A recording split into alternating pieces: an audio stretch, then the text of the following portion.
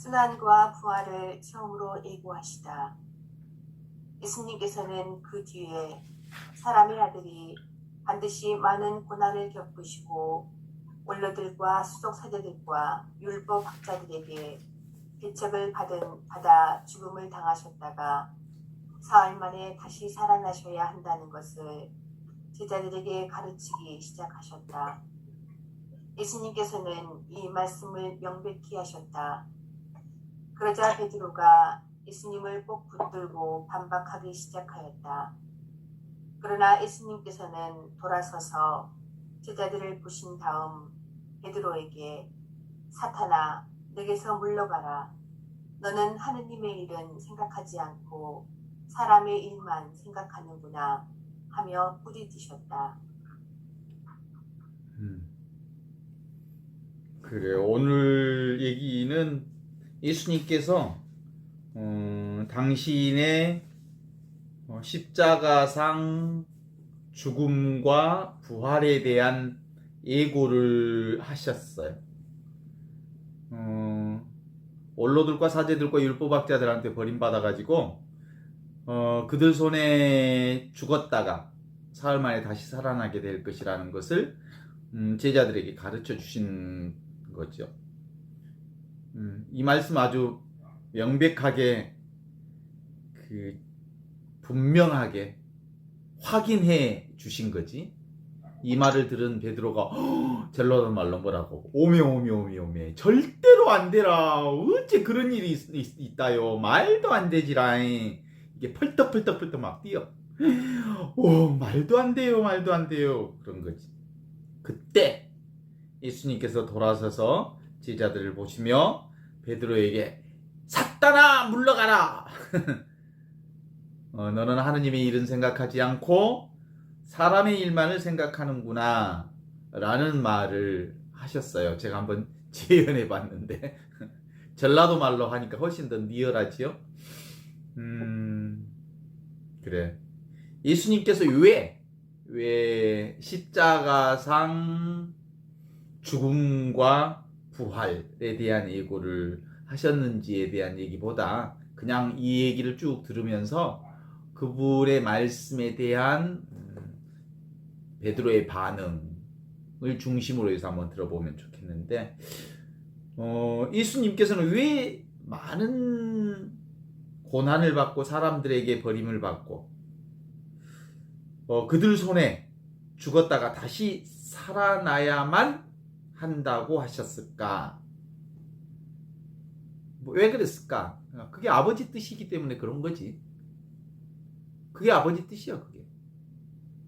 그런데 그게 아버지 뜻이라기보다는 어떤 의미로 보면 하늘의 법이야. 하늘의 법칙이야, 법칙. 그 법칙이 뭐냐면 이런 법칙인 거지, 사실은. 밀알 하나가 땅에 떨어져 죽지 않고서는 결코 많은 열매를 맺을 수 없는 것은 누가 그렇게 바라서가 아니라 아무도 어길 수 없는 하늘의 법칙이 바로 거기에 있기 때문인 거지.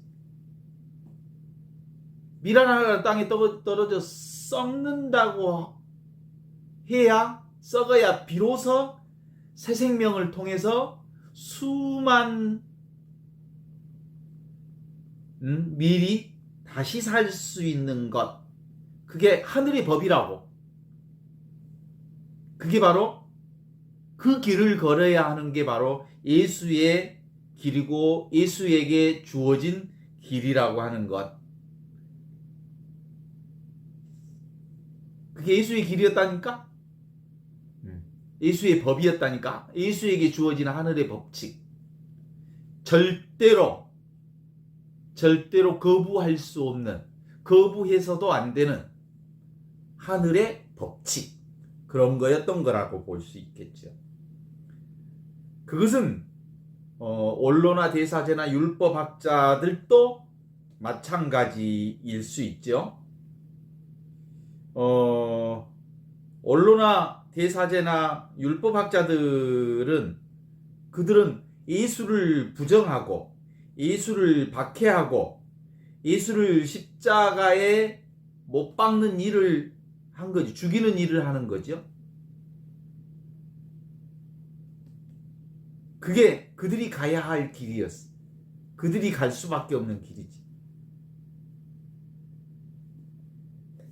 그래서 원로들이나 율법학자나 대사제들의 길과 예수의 길은 서로 다른 쪽을 향해 가고 있는 길일 뿐 사실상은 같은 길이. 이게 현존의 길을 가는 거예요.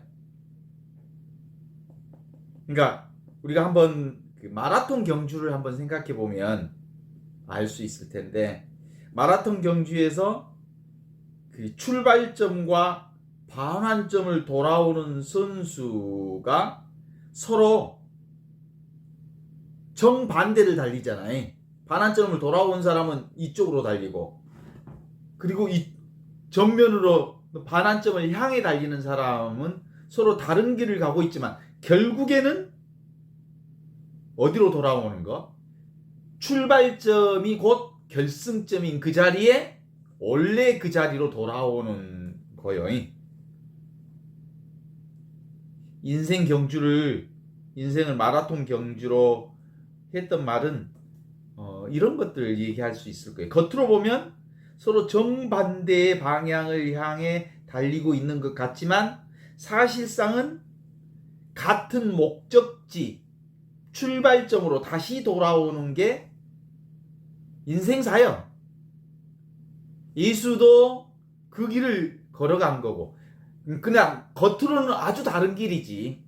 겉으로 보면 너무 달리 보이지만 사실상은 아버지로부터 출발해서 아버지에게로 돌아오는 길, 그런 거예요. 더 나아가서는 아버지 집을 떠난 것 같지만 아버지 집을 떠나지 않고 아버지 집 안에 머무를 수밖에 없는 길, 그거지. 그러잖아요. 만물이 끊임없이 바뀌지만 저마다 제자리로 돌아오고 있는 것이 하늘의 법칙이잖아요. 출발점이 곧 결승점이 되듯이 만물을 내신 하느님 아버지가 한 분이시거든 사람으로 태어나 돌아갈 곳 역시 하느님 말고는 딴 곳이 없잖아요. 그래서 원로나 대사제나 율법학자들도 예수님과 함께 결국은 아버지 집으로 돌아가. 아버지 집을 떠난 적이 없어.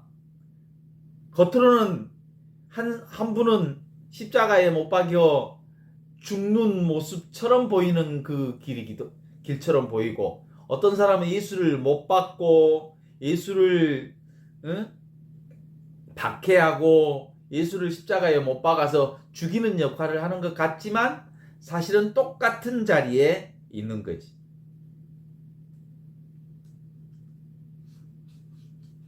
그러니까 그들은 하느님을 등졌다가 다시 하느님께로 돌아가는 길을 밟은 거잖아요.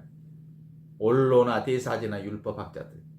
우리 인간의 대부분들이 다 하느님을 등지고 살다가 다시 하느님께로 돌아가는 길로부터 벗어나 있잖아.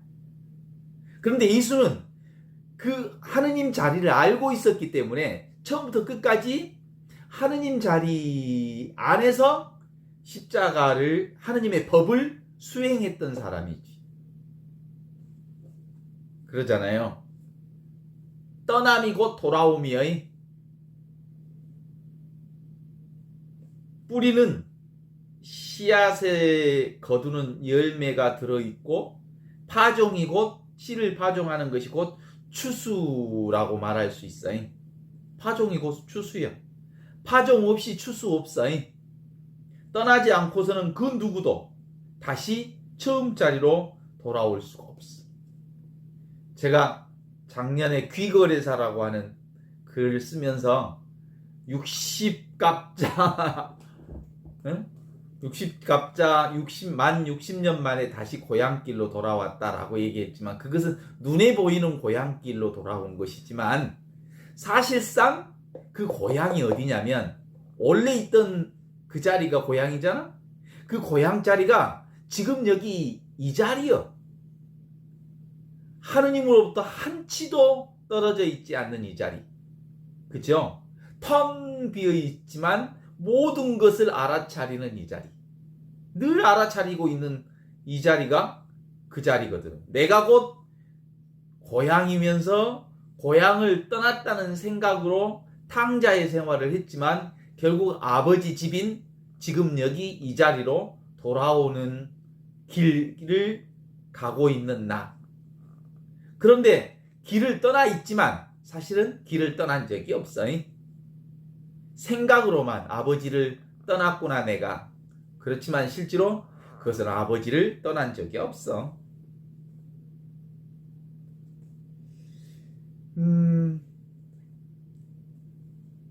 그러니까 이 자리는 늘 아버지 자리 안에서 우리가 살고 있었다는 것을 다시 한번 확인할 수 있죠. 우리가 늘 산에 있다고 해서 산을 좋아한다고 해서 산에 오르는 것은 아니잖아요. 이 세상에 태어난 사람들은 고난과 죽음을 기다리고 있는 인생이라고 하는 산을 오르기로 작정한 사람들이지. 너도 우리 모두도 다 등산하는 사람으로 살고 있는 것 아닌가 하는 생각들을 가끔 해본 적이 있어요. 산에 갈 때마다. 저희 이제 산꼭대기 올라갔다 집에 내려오는 길이 우리 인생길 같은 거 그런 거잖아요. 근데 산에 오르는 것, 왜 산에 오르느냐? 라고 물어보면 산 오르는 사람들이 뭐라고 해요? 산이 거기 있기 때문에 산에 오르지. 산에 오르는 이유가 따로 없어? 라고 말하는 경우를 종종 들어봤을 거예요. 등산하는 맛이 있어. 등산할 때는 때때로 땀도 나고 덥기도 하고 힘들고 또는 위험스럽고 그렇지만 산을 오르지 않고서는 도대체가 맛볼 수 없는 기쁨과 행복의 맛이 있어. 그 맛 때문에 등산을 해. 꼭 집어 말할 수 없는 그 맛이 있어. 등산하는 사람마다 산에 오는 이유와 목적은 각각에 좀 다를 수 있죠. 건강 때문에 뭐 등산하는 사람도 있고 산책하는 마음으로 등산하는 사람도 있고 여러 가지 목적이 있을 수 있지만 기쁨과 행복을 맛보고자 한다는 점에 있어서는 같을 수 있다고 볼 수 있는데 우리 인생도 마찬가지잖아요. 인생을 살면서 행복하고 즐거운 인생을 살고자 하지 않는 사람은 아무도 없어. 그런데 인생을 살면서 늘 인생이 힘들고 어렵고 고통스럽고 어둡고 막 그래. 산에 오르는 사람들 생각해보면 인생을 다시 한번 좀 볼 수 있을 것 같기는 한데 무거운 배낭을 메고 땀을 뻘뻘 흘리고 숨이 턱에 차오르는 것 같고 그런데 그럼에도 불구하고 등산에 즐거움이 있으니까 뭐 배낭을 메고 끙끙거리고 땀 흘리면서 이제 올라가는 거죠. 등산의 즐거움은 등산하고 하산하는데 등산의 기쁨이 있는 게 아니라 등산 자체 안에 등산의 맛이 있어. 순간순간마다 배낭을 메고 땀을 쏟고 숨이 턱에 차오르는 그 자체가 등산의 기쁨이고 등산의 즐거움인 거지. 그러니까 등산은 사실은 등산이 끝날 때 정상에 오를 때 무슨 기쁨이 있는 게 아니고 올라가는 그 과정, 땀 흘리는 과정, 힘드는 과정 그 모든 게 다 등산이 주는 기쁨인 거지. 그래서 이제 인생을 우리가 현존의 관점에서 보면 인생 사는 가운데 병원에 가기도 하고 아프기도 하고 좋은 일도 있기도 하고 쉬기도 하고 땀도 흘리기도 하고 또 시원한 바람을 이마에 맞기도 하고 풀냄새도 맡기도 하고 꽃도 보기도 하고 비바람도 맞기도 하지만 그 인생 자체가 곧 기쁨이요 축복이요 행복이요 은총이라는 거지. 거기서 좋은 것만 따로 추려서 그것이 인생이라고 말할 수도 없고 그걸 어둡고 힘들고 어려운 것들은 빼서 인생이라고 말할 수 없는 거지. 그죠? 만일 정상에 오르는 기쁨이 등산의 기쁨이라면 헬리콥터 타고 정상에 오를 수도 있어. 그런데 등산을 출발할 때 들머리로부터 출발해서 정상 꼭대기에 오른 사람과 헬리콥터로 해서 정상에 오르는 사람과의 그 기쁨의 정도는 정말 다르지. 그래서 인생의 기쁨이란 전체를 통합쳐서 인생 자체를 기쁨이요 축복이요 은총이요 이렇게 볼 수밖에 없다라고 하는 점을 우리가 좀 이해하면 좋겠다라는 거지. 그래서 십자가 이퀄 은혜이지. 십자가 끝난 다음에 주어진 은혜가 우리에게 참된 은혜가 아니라 십자가가 곧 은혜라고 하는 사실을 발견하는 것. 수피즘에 루미라고 하는 시인이 있는데 그 루미라고 하는 시인이 쓴 시를 보면 이렇게 쓰여져 있어요. 한번 읽어볼 테니까 들어보세요. 장인 하나가 갈대밭에서 갈대 한 줄기를 끊어서 구멍을 내고 사람이라고 하는 이름을 붙였지. 그 뒤로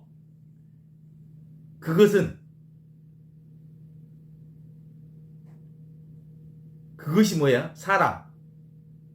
갈대밭에서 갈대 한 줄을 끊어내어 구멍을 낸 그 피리를 사람이라고 불렀는데 그 사람이라고 하는 그놈이 이별의 슬픔을 아프게 노래하고 있다네. 피리로 살게 한 장인의 솜씨는 까맣게 잊고서.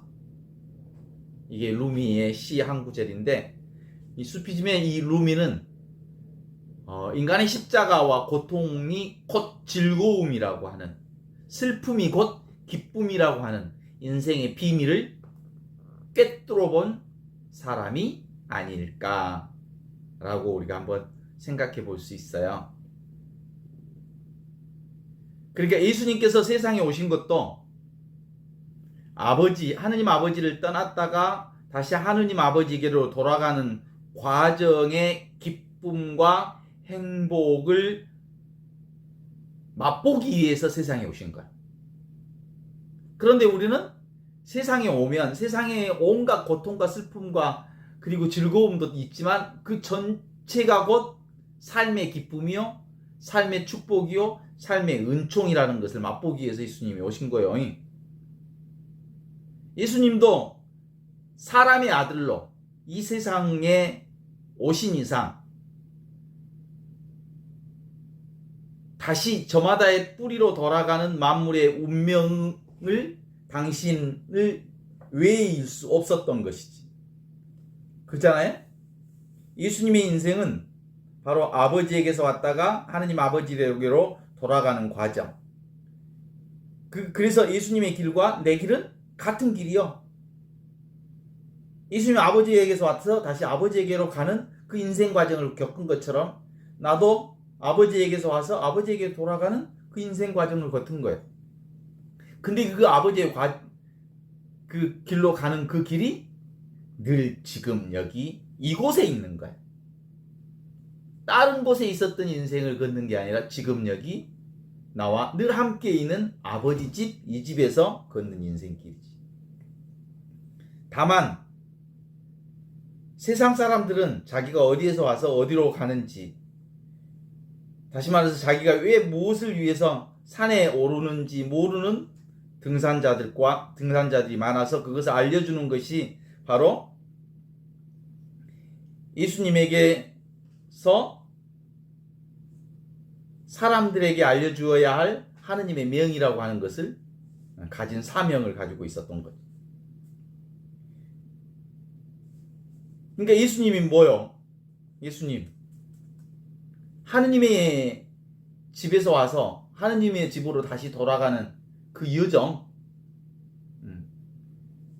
뭐지요? 감자에서 싹이 나서 잎이 나서 감자가 되는 그 과정을 보여주는 거예요.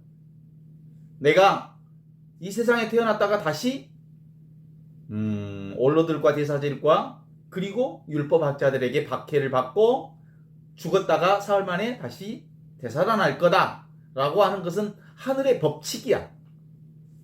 그 길을 걸을 거거든. 그런데 그렇게 얘기했더니 베드로가 예수님 앞을 막아선 거야. 왜 막아섰을까? 그건 사람들이 왜 산에 오르는 것인가를 모르는 무지와 같은 거야.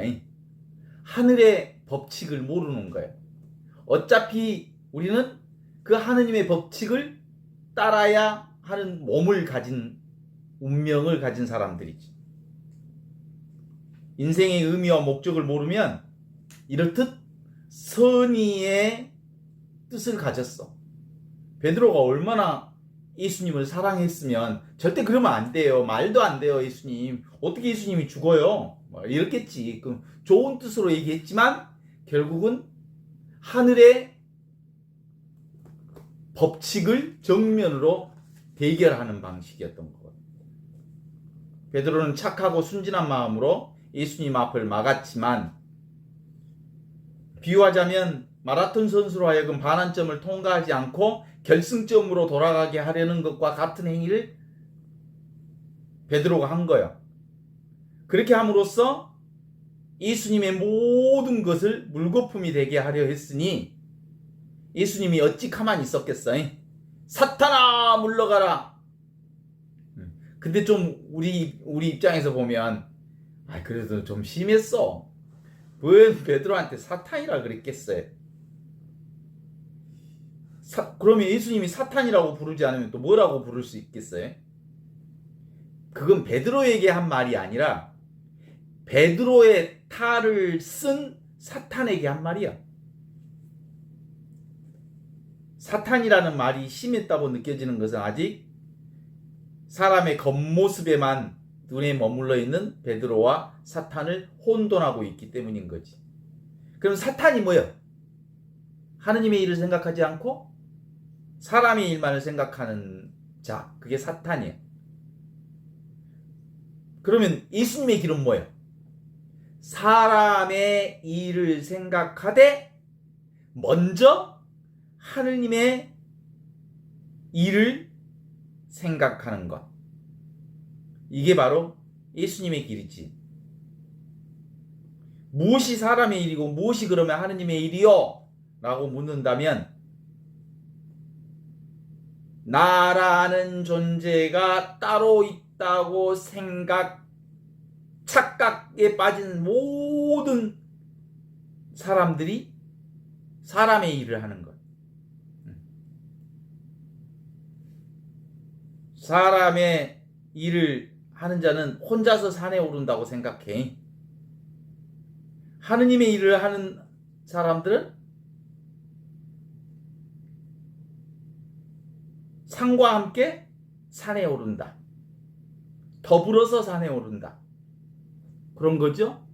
통으로 인생을 산다. 전체 인생이 나다. 지금 여기 이게 나다. 살아있음 그것이 나다. 이렇게 보는 거야. 언제나 살아있잖아. 언제나 깨어있잖아. 항상 이 자리에 있잖아. 지금 여기를 떠난 적이 없잖아. 이게 바로 하느님의 일을 하는 사람이요. 하느님의 자리를 떠나지 않고 하느님의 사람으로 사는 거고. 내가 따로 있다고 생각하고 여기가 아닌 저기의 길을 가야 하고 여기가 아닌 저 목표를 향해 걸어가야 한다고 생각해서 지금을 참고 견디어야 한다고 생각하는 사람들은 사람의 일을 생각하는 거예요. 참고 견디는 게 아니라 지금 힘들고 어려운 것, 그것이 하느님의 일이야. 지금 어렵고 힘들고 땀나고 그리고 견디기 힘든 그 자리가 한순간도 거침없이 하느님의 이 자리로부터 벗어나 있지 않다는 것을 아는 사람들이지. 그렇거든요. 그러니까 베드로는 뭐요? 예수님을 따로 존재하는 분으로 생각했어. 통으로 전체로 삼위일체의 신비를 온통 온몸으로 살고 있는 예수님을 온전하게 받아들이지 못한 거야. 우리도 사실은 삼위일체 하느님을 받아들이지 못하면, 그리고 통으로 지금 여기 이 순간을, 지금 여기 이 자리를 살지 못하면 하느님의 일은 생각하지 않고 사람의 일만을 생각하는구나 라고 예수님으로부터 호통을 받으며, 사탄아 물러가라, 너는 하느님의 일은 생각하지 않고 사람의 일만을 생각하는구나. 그 하느님의 일이 뭐라고요? 지금 여기 살아 숨쉬는 이것, 텅 비어있지만 모든 것을 알아차리는 이 자리인 하느님의 자리로부터 순간순간 떠나 있지 않음을 아는 것, 이게 바로 하느님의 일로서 하느님의 사람으로 살아가는 거거든요. 그러니까 우리는 늘 하느님의 사람으로 살잖아요. 하느님의 사람은 이어져 있는 사람이야. 나 혼자가 아니야. 사람이라는 말을 우리 옛날 한국 사람들은 이라 그랬어. 이어져 있는 사람이라 그래서 이라고 그랬어. 사람을 이라고 그래. 이의 높임말을 인이라고 그래. 그러니까 사람은 이어져 있을 때 사람이야. 그래서 사람은 이렇게 이어져 있는 사람을 이라고 하고, 저렇게 이어져 있는 사람을 저이라고 하고, 그렇게 이어져 있는 사람을 그이라고 하는 거야. 그리고 또 언니라는 말이 있어. 우리나라 말에 좋은 말이지. 언니라는 말은 어질게 이어져 있는 사람을 언니라고 그래. 언니. 어질게 이어져 있는 사람을 언니. 이가 뭐라고? 이어져 있는 존재. 이의 높임말이 뭐라고? 인. 그래서 선생으로 이어져 있으면 선생님, 신부로 이어져 있으면 신부님, 부모로 이어져 있으면 부모님, 아들, 딸로 이어져 있으면 아드님, 따님, 그리고 누님, 뭐 그렇게 오빠님. 그렇지. 이어져 있을 때 사람이라니까. 그런데 살다 보면 확 끊어불고 싶은 인간들이 종종 있긴 있어. 아따 지겹다, 확 끊어불고 싶다, 저놈의 인간관계. 그 얘기는 그럴 마음이 있기는 있지만 이어져 있는 것을 끊을 수 없어. 이어져 있는 관계를 끊는다면 그것은 사람 되기를 포기하는 것과 같아. 그렇잖아. 그래서 우리는 이렇게 이어져 있는 존재로 살아가기 때문에 정말 진정으로 사람으로 사람답게 살려면 이 통으로 이어져 있는 이 존재로 사는 게 바로 하느님의 사람으로 하느님의 일을 하는 존재로 사는 거야. 언니가 뭐라고? 어질게 이어져 있는 사람. 우리 신학교 가면 신학교에서 빨래방이나 뭐 다른 데서 함께 협력하고 도와주는 여자들을 언니라고 그러더라고. 그래서 우리는 남자들은 옛날에 남자 형제 여자들끼리 언니라고 그러는 줄 알았더니 신학생들이 언니라고 그러네, 여자들한테. 조금 맨 처음에 익숙하지 않았는데 언니 하니까 또 익숙해지더라고. 그러니 알고 봤더니 꼭 그 언니라는 말이 여자들끼리만 쓰는 말이 아니었고 어질게 이어져 있는 모든 관계를 언니라고 그랬대. 그래서 사람들을 부를 때 다들 남자든 여자든 언니, 언니라고 부르곤 했다고 그래. 어질게 이어져 있는 존재로서 우리 관계를 본 거죠. 얼마나 멋진 말인가 몰라. 옛날 어른들이 그렇게 살았다고 보는데, 그래서 정말 늘 우리가 이렇게 그 어질게 이어져 있다라고 하는 것을 알아차리는 것이 뭐요? 이어져 있는 존재로 알아차리고 있는 게 나요, 나. 텅 빈 알아차림. 텅 비어 있어, 나는. 그런데 모든 것을 알아차려. 진공묘유. 진공. 사실은 아무것도 없어. 아무것도 아닌데 분명하고 자명하게 있는 이게 나예요. 이 몽뚱아리가 내가 아니라고. 온갖 것으로 이어져 있어. 꼭 그게 사람으로만 이어져 있지 않잖아. 자연으로도 이어져 있고 온 우주하고도 이어져 있고 별에게도 이어져 있고 온통 이어져 있지 않는 우주 자체예요. 통으로 이어져 있는. 그게 나요.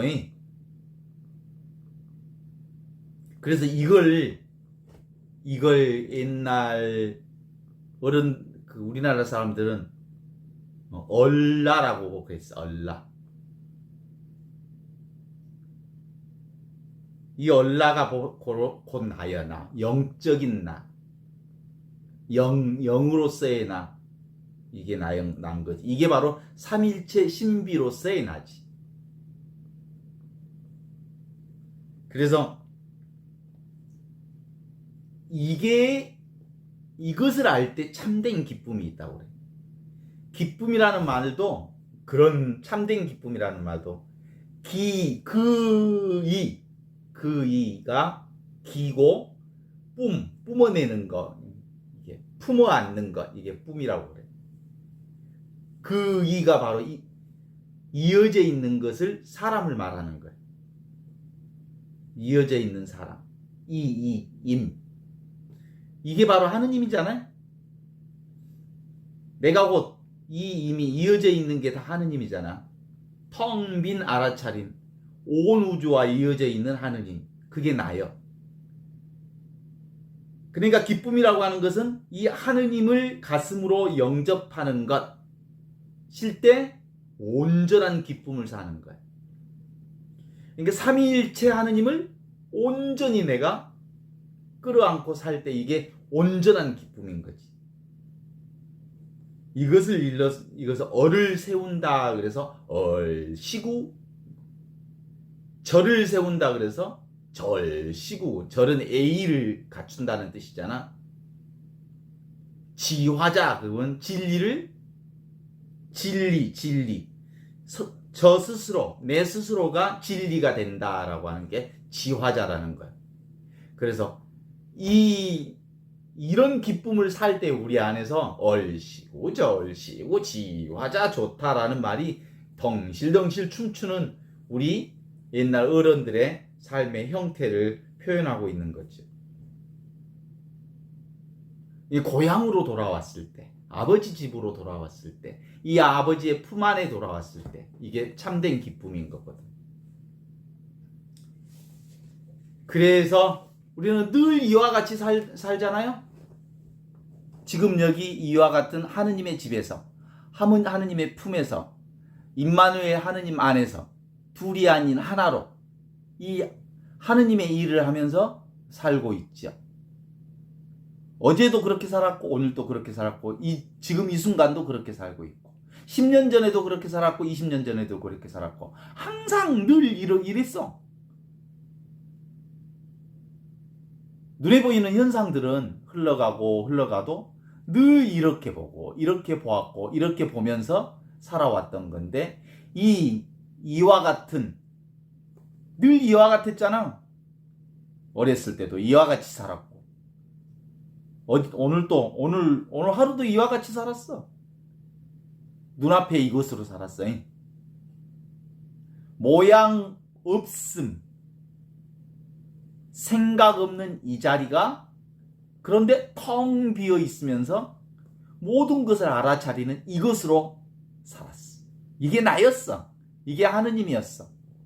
이게 하느님의 신비였어. 그 신비를 내가 오늘 순간순간, 이 순간순간도, 지금 이 순간도 그 텅 비어 있지만 알아차리는 이 텅 빈 알아차림을 놓치지 않고 있지. 지금 여기 있잖아요. 눈앞에 이와 같이. 가끔 늘 우리가 그 바보 같은 짓을 하는 게 있어. 열 번째 돼지의 얘기, 이소부와의 얘기처럼 꼭 지만 빼놓고 아홉을 세. 근데 사실은 나까지 포함해서 전체가 나여, 나. 그런데 늘 우리는 나를 빼놓고 아홉만 보면서 늘 부족하다고, 뭔가 부족하다고, 10개를 채워야 안전하다고 이러면서 살아왔잖아. 근데 이미 완전해. 이건 지금도 우리가 확인해 볼 수 있어. 확인 한번 해볼까? 지금 여기서 서울 광화문 한번 그려봐봐. 그려지지? 광화문 안에 있는 세종대왕 그려봐. 그려지지? 이순신 동산도 그려지지? 다 그려져. 어디서 그려져? 여기서 그려지지. 그러니까 여기를 떠나 있지 않아. 이 자리가 무슨 자리야? 텅 비어 있는데 모든 것을 알아차리는 이 자리가 나요. 이 내가 전부 우주 만물을 창조하고 우주 만물이 다 텅 빈 알아차리는 이 자리로 돌아와. 한 생각이 탁 떠오르면 텅 비어있는 이 자리가 이 한 생각으로 가득 차버려. 그러면 이 자리는 없어지고 한 생각 속에 빠져버려. 이 한 생각이 눈을 온통 가려버려. 이게 그래서 이 한 생각을 티끌이라고 그래. 이 한 생각이 내 눈을 온 우주의 눈을 가리고 있어. 근데 사실은 한 생각을 해도 돼. 텅 빈 이게 생각이 올라오는 것도 역시 텅 빈 알아차림 이 우주와 같은 나 위에 올라온 한 생각이 뿐이구나라고 하는 것을 알아차리기만 하면 이것에 포섭되지 않아. 그냥 이 텅 빈 알아차리고 있는 내 위에 올라온 한 생각일 뿐. 그래서 그냥 보고 듣고 느끼고 아는 이 모든 것들이 다 경험하면서 경험하는 이것 텅 빈 알아차림. 진공묘유 알겠지? 텅 비어 있는데 반드시 그리고 자명하게 있는 이건 경험할 수 있어 없어? 경험되지 않는데 경험돼. 경험되지 않는데 있다는 건 너무 자명하게 알지. 왜 우리가 맨날 그 세상을 살면서 뭘 막 찾아 헤매잖아. 행복을 찾고 기쁨을 찾으려 하고 성공을 찾아 헤매려 하고 좀 부자 되고 싶어 하고 그리고 사람들에게 인정받고 싶어 하고 어떤 목표를 설정해갖고 막 그거 찾아 돌아다니잖아. 그게 뭐예요 사실은? 숨은 그림 찾기하고 비슷해. 그래서 다 찾아내. 우리 어렸을 때 숨은 그림 찾기 해봤어 안 해봤어요? 진짜 많이 해봤거든요 우리도. 그 뭐 양말도 있고 장갑도 있고 뭐 코끼리도 있고 가위도 있고 뭐 그런 데서 그림 속에서 그 그림들을 찾아내. 근데 제일 찾기 어려운 게 뭔지 알아? 나를 찾기가 제일 어려워. 찾고 있는 나를 못 찾아. 왜냐하면 찾고 있는 것에만 몰두해 있기 때문에 찾고 있는 나를 모르고 있었던 거야. 실제로 나를 찾으려면 어떻게 해야 돼? 찾는 것을 그만두고 가만히 있으면 나 여기 있구나. 그거 알지. 내가 있다는 그림, 내가 없다는 그림, 이것들도 다 텅 빈 알아차림이라고 하는 나, 아버지 집 위에 있었고, 아버지 집 안에 있었고, 아버지 집 속에 있었어. 그래서 지금 여기 이 텅 빈 알아차림이라고 하는 이 성품이 나의 삶의 온전한 주인공이라고 하는 거죠. 이 자리에서 사는 일이 바로 하느님의 일이야. 그리고 이 자리에서 일어나는 모든 일들이 우리가 뭐 태어나서 그리고 살아가는 일생 전반이 여기 위에서 올라가는 거잖아. 근데 이것은 일어났다 사라지는 그것 하느님의 법칙이잖아. 근데 그 하느님의 법칙, 일어났다 사라지는 그 법칙, 그건 거부할 수 없는 거잖아.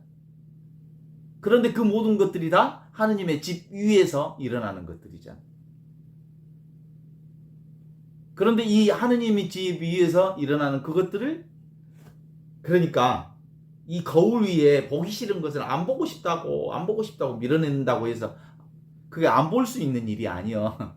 지금 여기서 나 그 소리 듣기 싫어 한다 그래서 응? 귀에 들리는 소리를 안 들을 수 없는 거예요. 들리는 것은 들리는 거고, 느끼는 것은 느끼는 거고, 그리고 아는 것은 아는 거고, 보는 것은 보는 거지. 보이는 것을 안 보려고 막 애쓴다고 해서 안 보이는 거, 보기 싫어 뭐 한다고 해서 안 보는 게 아니야. 그쵸? 그래서 하늘의 법을 있는 그대로 수용하고 받아들이는 것. 그건 어떤 사람만 가능하냐면 텅 빈 채로 모든 것을 알아차리는 게 곧 나요, 삼위일체 신비요 하느님이라고 하는 이 자리를 아는 사람만이 가능한 거지. 그죠? 이 어이없음.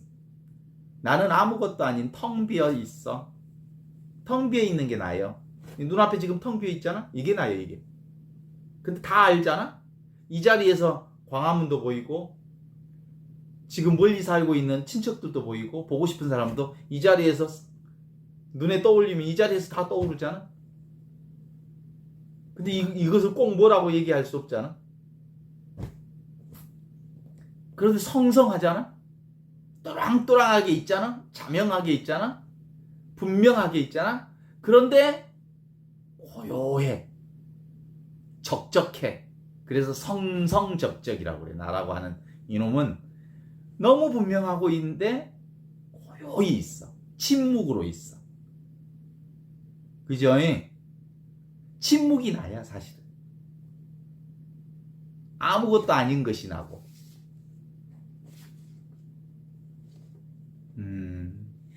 그래서